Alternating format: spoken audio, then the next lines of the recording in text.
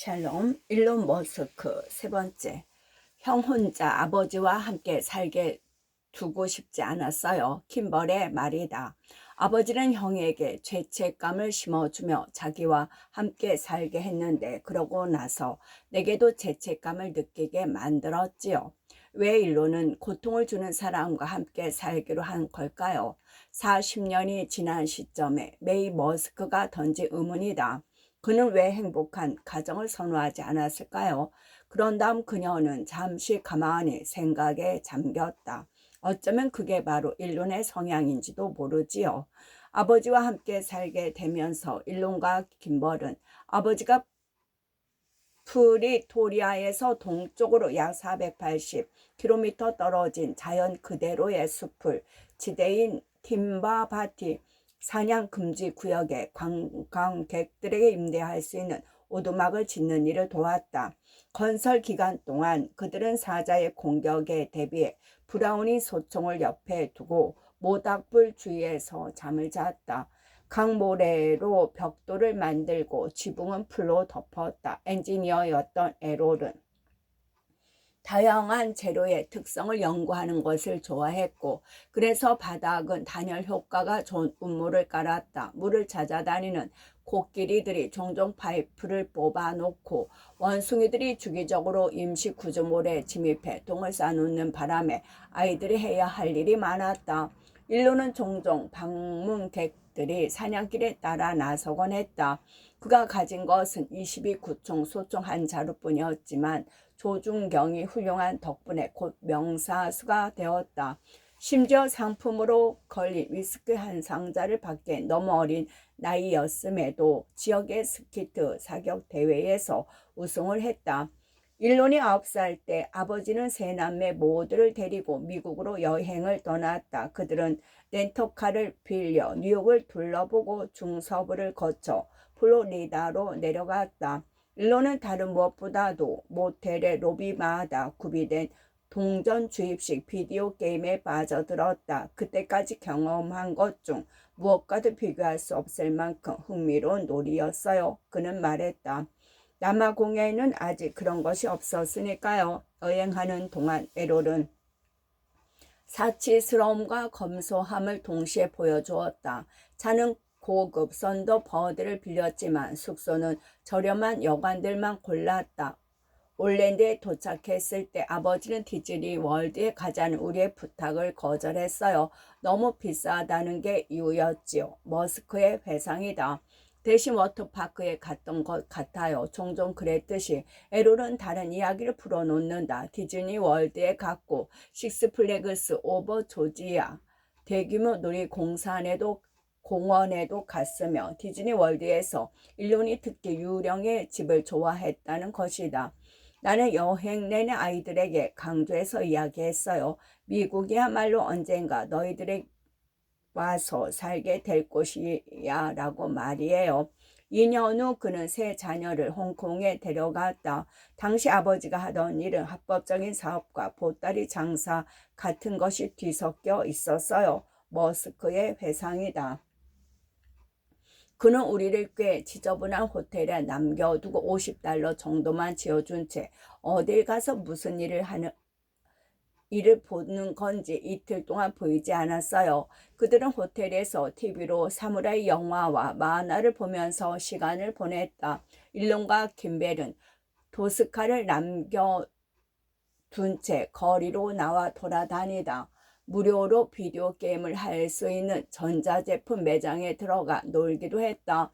요즘에는 누가 그런 식으로 애들을 방치하면 아동보호국 같은 데서 신고하겠지요. 하지만 그 시절 우리에게는 그저 경이로운 경험이었을 뿐이에요. 라고 머스크는 말한다.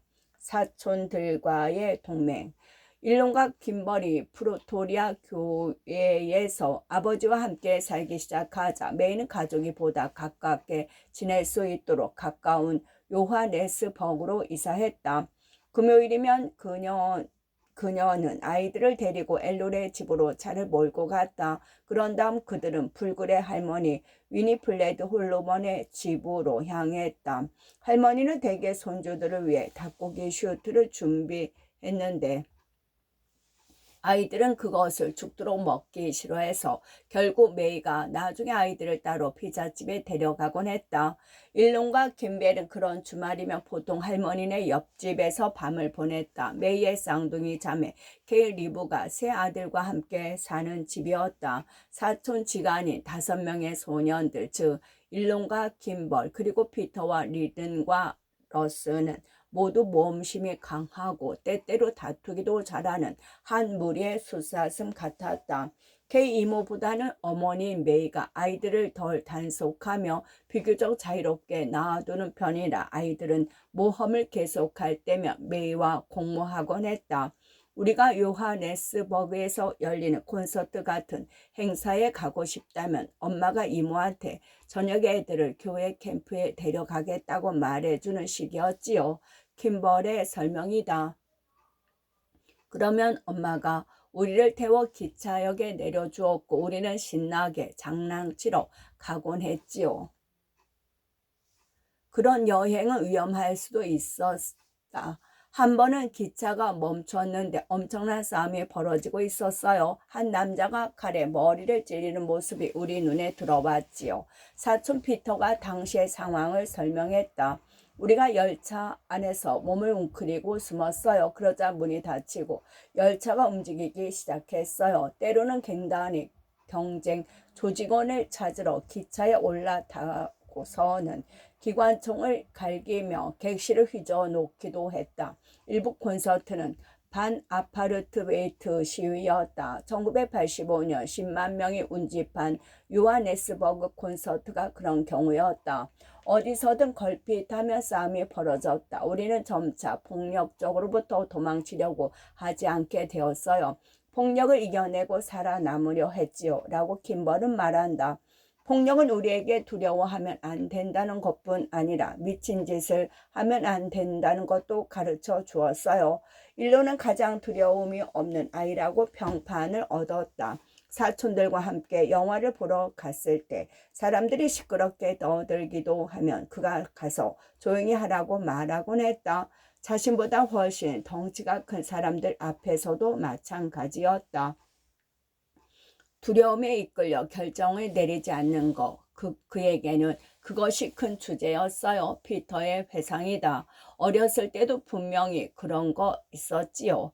그는 또한 사촌들 중에서 가장 경쟁심이 강했다. 한 번은 그들이 프리토리아에서 요하네스버그까지 자전거를 타고 갔는데 일론이 빠르게 페달을 밟으며 한참을 앞서 달렸다. 다른 아이들은 자전거를 세우고 지나가는 픽업 트럭을 얻어 탔다. 트럭을 타고 먼저 도착한 아이들과 다시 합류했을 때 일론은 그들에게 화를 내며 주먹을 휘두르기 시작했다. 경주하기로 해놓고 속임수를 썼다는 것이 이유였다. 그런 싸움은 흔한 일이었다. 종종 주변은 전혀 의식하지 않은 채 공공장소에서 싸움을 벌이기도 했다. 일론과 김벌도 수없이 싸웠고 그중 한 번은 시골 박람회장이 무대였다. 서로 펀치를 주고받고 흙바닥에서 뒤엉켜 구르고 난리도 아니었지요. 피터의 회상이다. 구경꾼들이 기겁을 할 정도여서 내가 사람들을 향해 소리쳐야 했어요. 별거 아닙니다. 우리는 형제예요, 형제. 대개 싸움은 사소한 일로 시작되었지만 상당히 격렬해지기도 했다.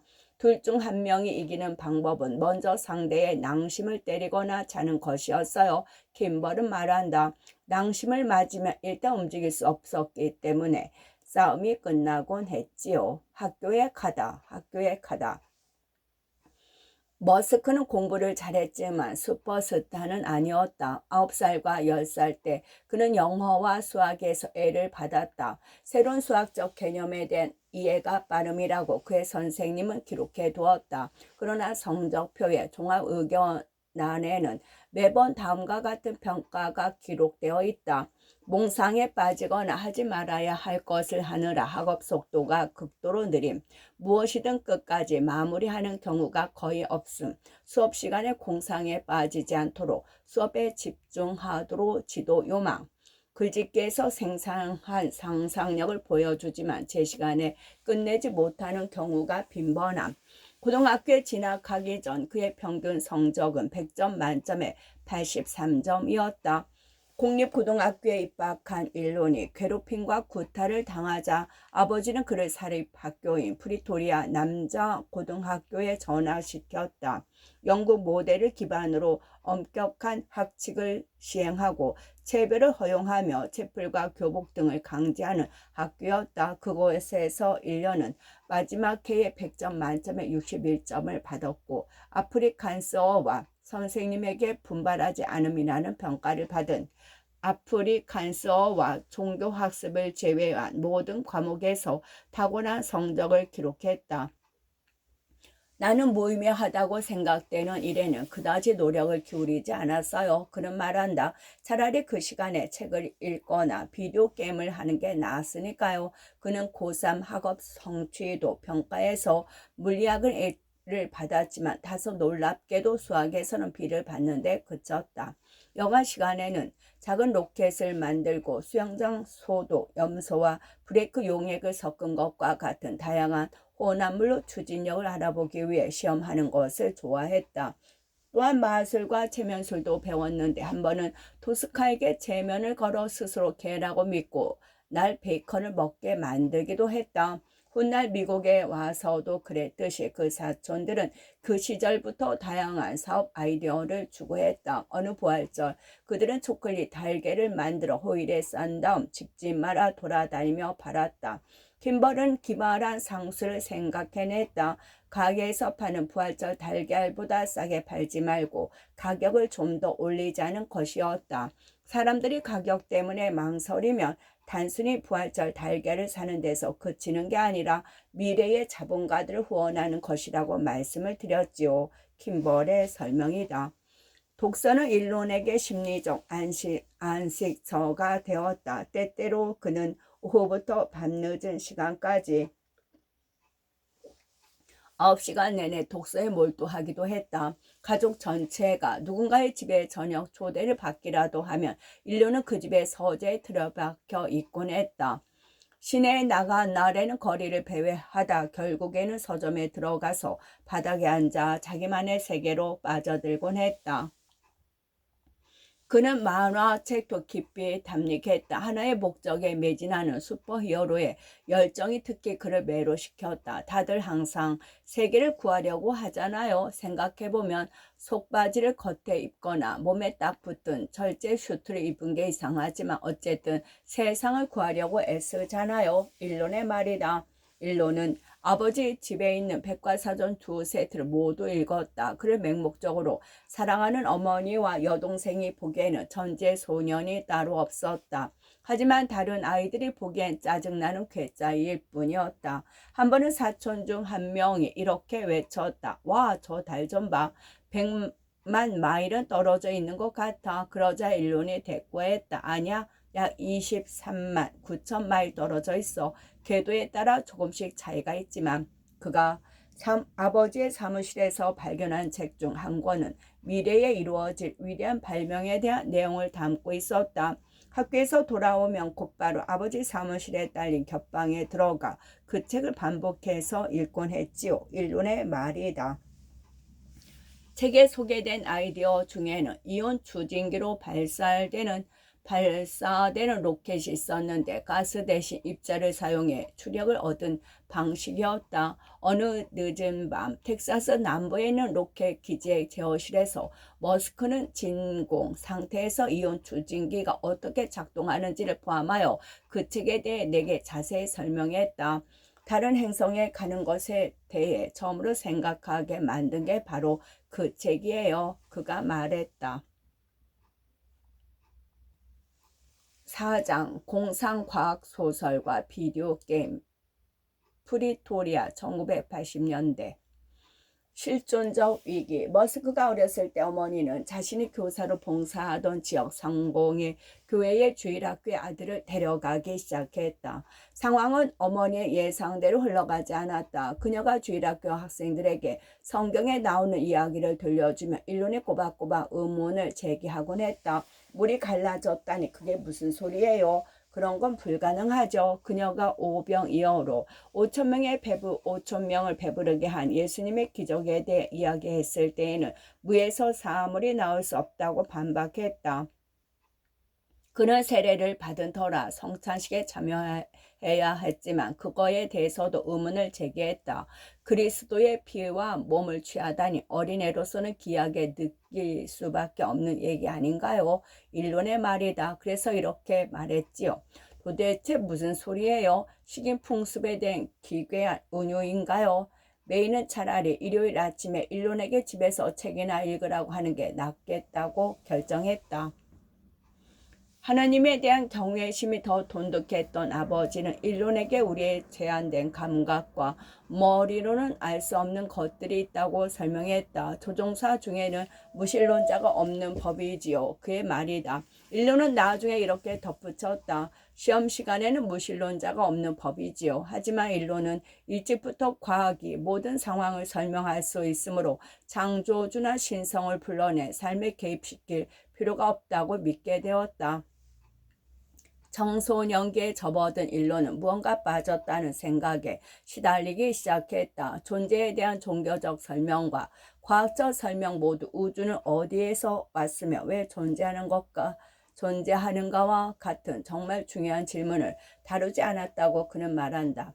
물리학은 우주에 대한 모든 것을 가르칠 수 있었지만 그 존재의 이유는 설명하지 못했다. 그것은 그가 스스로 청소년기의 실존적 위기라고 부르는 것으로 이어졌다.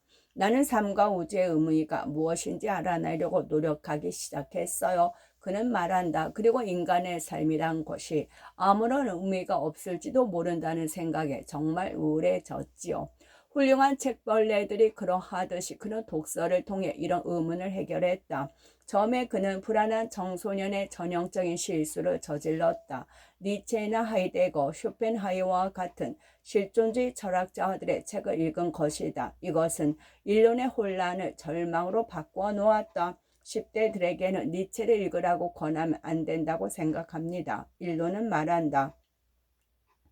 다행스럽게도 그는 지적 능력이 특출하고 게임을 즐기는 아이들의 지혜의 원천인 공상과학 소설로부터 구원을 받았다. 그는 학교와 지역 도서관의 공상과학 섹션을 죄다 휩쓸고 사서에게 더 많은 책을 주문해 달라고 졸랐다. 그가 가장 좋아했던 책 중 하나는 로버트 하인라인의 달은 무자비한 밤의 여왕이었는데 이 책의 내용은 달에 범죄자들을 보내서 건설한 식민지에 관한 것이었다. 이 식민지는 자기 인식과 유머 감각을 획득할 수 있는 마이크라는 별명의 슈퍼컴퓨터에 의해 관리되는데 식민지에서 반란이 일어나 새를 키우자 그 컴퓨터는 자신의 생명을 희생시킨다. 이 책은 훗날 머스크의 삶의 중심에 자리 잡게 되는 문제를 다루고 있다.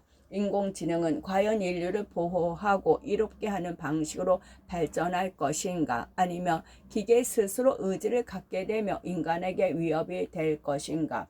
이 주제는 그가 가장 좋아하는 책인 아이작 아시모프의 로봇에 관한 소설의 핵심이기도 하다.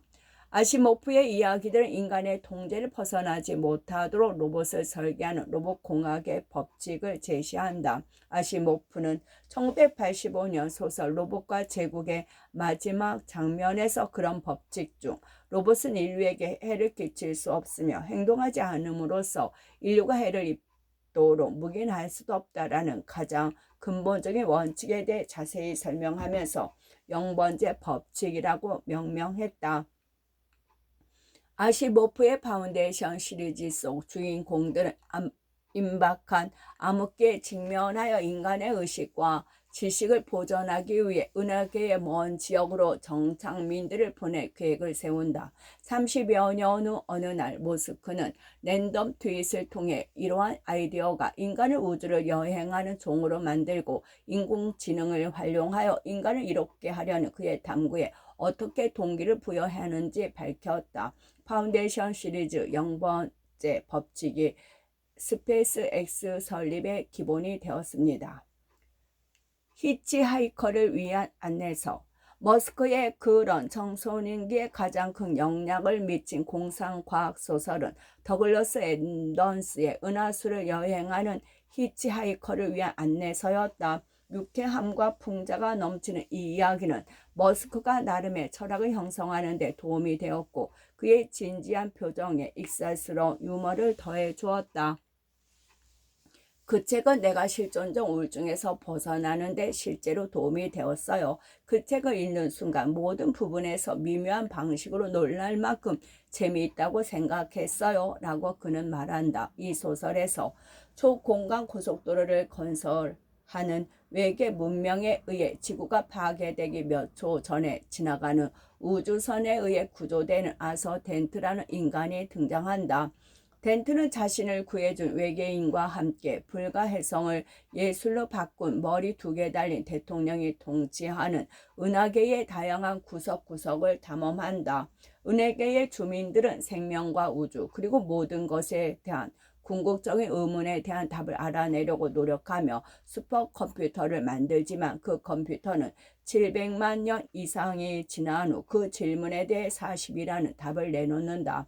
당황한 외계인들이 어리둥절해하며 법석을 떨자 컴퓨터는 응답한다. 확실히 답이 그렇게 나왔습니다. 솔직히 말해서 문제는 여러분이 질문이 무엇인지 제대로 알지 못한다는 것입니다. 이 교훈은 머스크에게 그대로 각인되었다. 나는 그 책을 통해 의식의 범위를 확장해야 답을 얻을 수 있는 질문을 더 잘 던질 수 있다는 것을 깨달았어요. 우리 의식의 범위를 우주로 확장해야 하는 거지요. 머스크는 은하수로 여행하는 히치하이커를 위한 안내서에 이어 비디오 및 탁상용 시뮬레이션 게임에 빠져들었다. 이러한 경험들은 인류가 어떤 고차원적 존재가 고안한 시뮬레이션에 장기말에 불과할지도 모른다는 감질나면서도 흥미를 부추기는 생각에 대한 평생의 열정으로 그를 이끌었다. 더글러스 앤던스는 이렇게 썼다. 누군가가 우주의 목적과 존재 이유를 정확히 발견하면 우주는 즉시 사라지고 훨씬 더 기괴하고 불가해한 무언가로 대체될 것이라는 이론이 있다. 일이 이미 발생한 상태라는 또 다른 이론도 있다. 브레스타 1970년대 후반 던전 앤 드래곤이라는 롤플레잉 게임이 전 세계의 게임광들을 사로잡았다. 일론과 김벌 그리고 사촌들 역시 테이블에 둘러앉아 캐릭터 시트와 주사위 굴림에 따라 판타지 모험을 떠나는 그 게임에 몰두했다. 플레이어 중 한 명이 액션을 심판하는 던전 마스터 역할을 해야 한다. 대부분은 일론이 던전 마스터 역할을 맡았고 놀랍게도 그는 상냥하고 온화하게 그 역할을 해냈다. 일론은 어렸을 때부터 다양한 태도와 기분을 가지고 있었어요. 사촌인 피터의 말이다. 그는 믿을 수 없을 정도로 참을성 있게 던전 마스터 역할을 해냈어요. 내 경험으로 보면 그것이 그의 기본 성격은 아니거든요. 하지만 가끔 그런 모습을 보여줄 때는 천사가 따로 없었어요. 그는 동생과 사촌들에게 압력을 가하는 대신 매우 분석적인 태도로 각 상황에서 그들이 가진 선택권을 설명하곤 했다. 그들은 함께 요하네스버그에서 열린 토너먼트에 참가했는데 참가한 팀들 중에서 가장 어렸다. 토너먼트의 던전 머스터가 그들에게 임무를 부여했다. 게임에서 누가 악당인지 알아내고 그를 죽여서 여자를 구하는 것이었다. 일론은 던전 마스터를 바라보며 당신이 악당인 것 같아요 라고 말했다. 그래서 그들은 그를 죽였다. 일론이 옳았고 몇 시간 동안 진행된 예정이던 게임은 일찍 끝났다. 주최 측은 그들이 어떤 식으로든 부정행위를 한 것이 틀림없다고 비난하면서 처음에는 상금을 주지 않으려 했다. 하지만 일론이 이겼다. 그들은 바보였어요. 그는 말한다. 상황이 너무 분명했거든요. 일론은 11살이 되던 해에 처음으로 컴퓨터를 보았다. 요하네스버그의 쇼핑몰에서 처음 컴퓨터를 본 그는 몇 분 동안 그 자리에 서서 하염없이 바라보기만 했다. 컴퓨터 잡지를 읽어본 적은 있지만 실제로 컴퓨터를 본 적은 없었지요. 그의 말이다.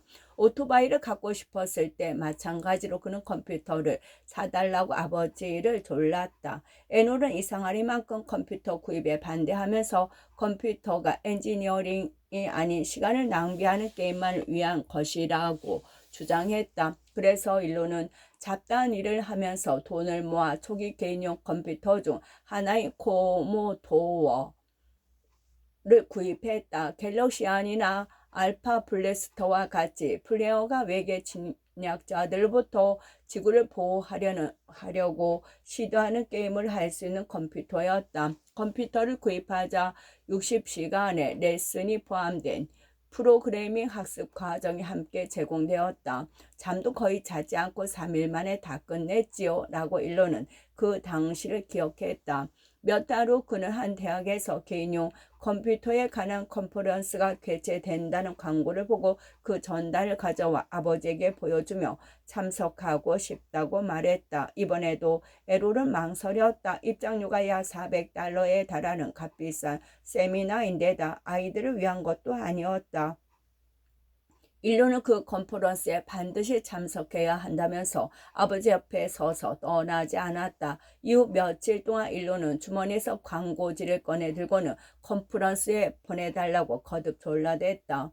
마침내 아버지는 일론이 뒤에 서서 컨퍼런스에 참석하는 조건으로 가격을 할인해 달라고 대학 측을 설득했다. 컨퍼런스가 끝날 무렵 일론을 데리러 온 엘론은 아들이 3명의 교수와 대화를 나누고 있는 모습을 보았다. 교수 중 한 명이 엘론에게 이 소년에게는 새 컴퓨터가 필요합니다. 라고 말했다. 학교의 프로그래밍 기술 시험에서 L을 받은 후 일론은 IBM PSST를 손에 넣었고 독학으로 파스칼과 터보, C++를 사용하여 프로그래밍하는 법을 배웠다. 그리고 13살 때 123줄의 BASIC와 간단한 몇 가지 어셈블리 언어를 사용하여 그래픽을 반동시키는 비디오 게임을 만들어 블래스타라고 이름 붙였다. 그는 그 코드를 PC 앤드 오피스 테크놀리라는 잡지에 제출했고 잡지사는 1984년 11월 호에 다음과 같은 짧은 설명과 함께 그것을 소개했다.